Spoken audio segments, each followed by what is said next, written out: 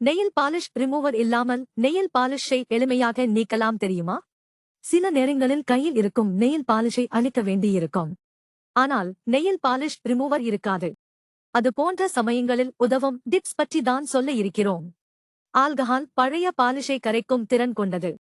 ஒரு காட்டன் துணியை ஆல்கஹாலில் நனைத்து நகங்களின் மேல் தடவவும். சிறிது நேரம் அழுத்தமாக தேய்த்து மெதுவாக ஒவ்வொன்றாக கழுவவும். சம அளவு எலுமிச்சை சாறு மற்றும் வினிகர் கலந்து கொள்ளவும். அதில் விரல்களை 10 நிமிடங்கள் நனைத்து வைக்கவும்.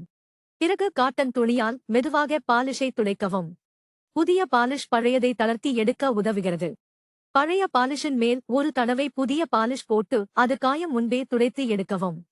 சிறு அளவில் பாலிஷ் அகற்ற இது உதவுகிறது. சிறிது வைட்னிங் டூத்பேஸ்ட் நெயிலில் தடவி துணியால் தேய்க்கவும். கழுவி மறுபடியும் தேய்க்கலாம். கெமிக்கல் தின்னர், பெயின் தின்னர் போன்ற விஷ பொருட்களை பயன்படுத்தாதீர்கள். இது தோலை பாதிக்கலாம்.